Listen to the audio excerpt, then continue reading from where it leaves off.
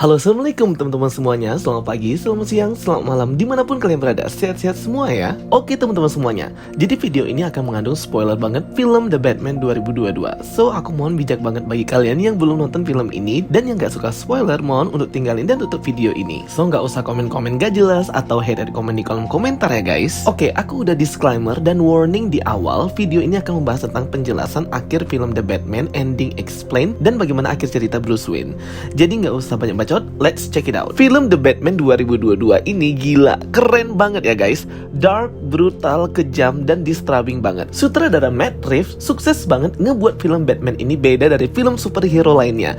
Genre psikologi, thriller, psikopat gitu membawa warna baru di film ini.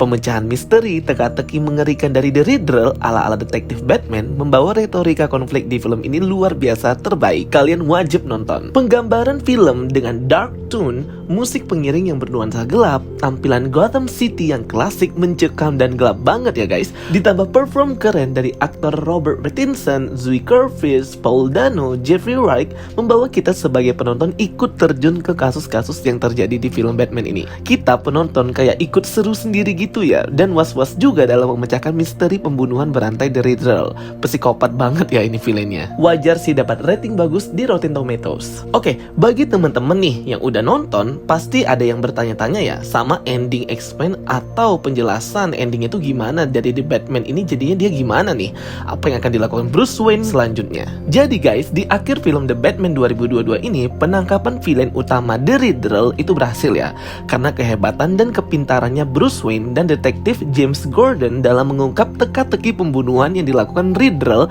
dan menyatukan semua clue puzzle yang dibuat Riddler untuk mengungkap apa yang ia lakukan. Total ada 3 pembunuhan yang dilakukan Riddler.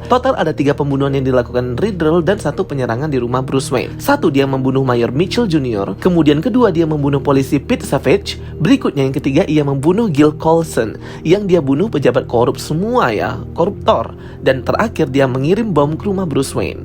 Konflik permasalahan yang diangkat relate banget dengan kehidupan sehari-hari, kayak tentang kejahatan narkoba, mafia, pejabat korup, suap menyuap yang dilakukan para pejabat pemerintahan dan orang-orang yang tidak bertanggung jawab membawa kehancuran kepada rakyatnya. Jadi Riddler ini kalau menurut aku seperti bentuk aspirasi dari masyarakat yang sudah muak, putus asa dengan semua pejabat pemerintah Gotham City yang koruptor. Jadi ini kayak people power ya, rakyat yang menggabungkan kekuatannya untuk menggulingkan para pejabat-pejabat korup itu. Akhirnya Riddler dibawa ke kantor polisi. Setelah diinterogasi di sana, Departemen Kepolisian akhirnya memutuskan mengirim The Riddler ke Arkham Asylum atau rumah sakit jiwa Arkham. Akhirnya ya guys, The Riddler bertemu dengan The Batman di Arkham.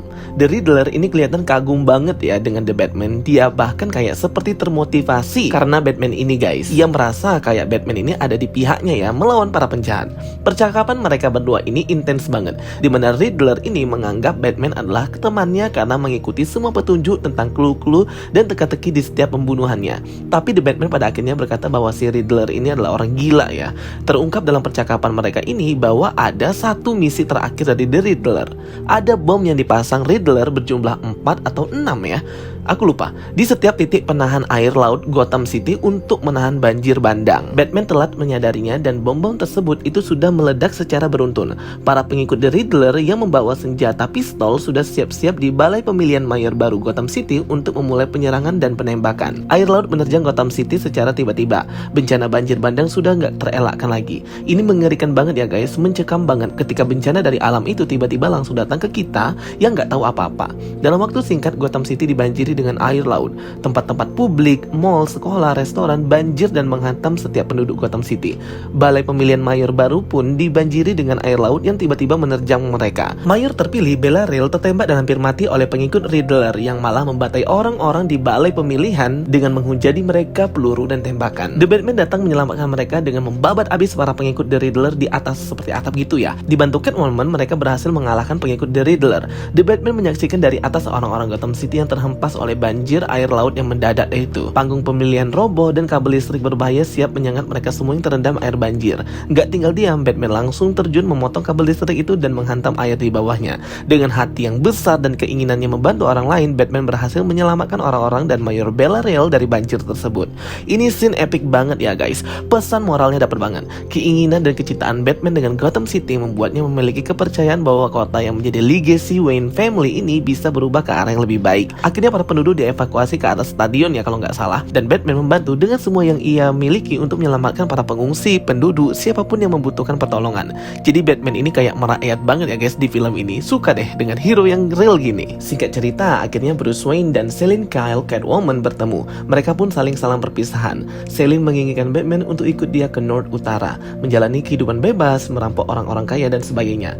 Namun Batman menolak dan Selina menghargai keputusan Batman yang masih percaya bahwa Gotham City bisa berubah ke arah yang lebih baik. Maka mereka berdua pun berpisah di jalan. Sambil mengendari motornya, Batman akhirnya kembali ke Gotham City dan melanjutkan perannya sebagai vigilante bertopeng di malam hari yang memberantas kejahatan. Dan tentunya setelah apa yang dilakukan Batman, kepercayaan masyarakat Gotham City kepada Batman akan bertambah. Departemen kepolisian yang awalnya meremehkannya sudah pasti akan mulai bekerja sama dan percaya kepada Batman. Build up karakternya sudah mulai terbentuk karena momen pembunuhan pejabat yang dilakukan Riddler. Riddler membantu Batman untuk mengungkap kejahatan Carmine Falcone dan semua pejabat pemerintah yang melakukan korupsi. Menurut kalian gimana guys? Baik atau enggak sih si Riddler ini? Di akhir film kita lihat ya, The Riddler ini dia sangat kecewa banget dengan apa yang dilakukan Batman yang membantu para pengungsi dan penduduk itu. Dia merasa kesel banget ya, dikiranya The Batman ini akan ngikutin apa yang dia mau ya, yaitu membuat menderita orang-orang Gotham City. Tapi ternyata enggak. Ekspektasinya si Riddler terhadap Batman ini memang salah dan melenceng banget. Tapi di Arkham ini dia ketemu dengan salah satu villain atau penjahat yang masih disembunyikan ya. Perannya dimainkan oleh aktor Barry Keoghan yang terkenal dengan role-nya sebagai Druig di film Eternal. Karakter penjahat ini disembunyikan guys. Bahkan di kreditnya tertulis cuman Unseen Arkham Prisoner. Jadi aktor Barry Keoghan ini nggak tahu dia meranin karakter apa di sini. Tapi kalau dilihat dari cara ngomongnya, dari cara ketawanya, ini kayaknya Joker versi universe lainnya. Kelihatan mukanya penjahat misterius ini seperti banyak luka ya, kayak terkena cairan asid. Semoga next film kita bisa diperkenalkan ya siapa penjahat ini sebenarnya. Untuk clue film sequel atau film selanjutnya dari The Batman ini belum ada ya guys. Post credit scene-nya juga nggak ada. Ada sih, tapi itu tentang link dari The Riddler. Tidak ada petunjuk apa-apa. Sehingga kita cuma bisa menebak maybe aja The Batman berada di universe terpisah dengan Justice League. Atau mungkin Warner Bros berusaha ngeribut film The Batman ini lewat film The Flashpoint, traveling waktu, semua bisa terjadi di sini. Oke teman-teman semuanya, itu dia ending explain penjelasan akhir film The Batman 2022. Satu kata dari aku ya, ini film luar biasa, amazing dan mind blowing banget. Membawa warna baru, juga genre baru ya ke film-film superhero yang mungkin notabene monoton seperti itu aja.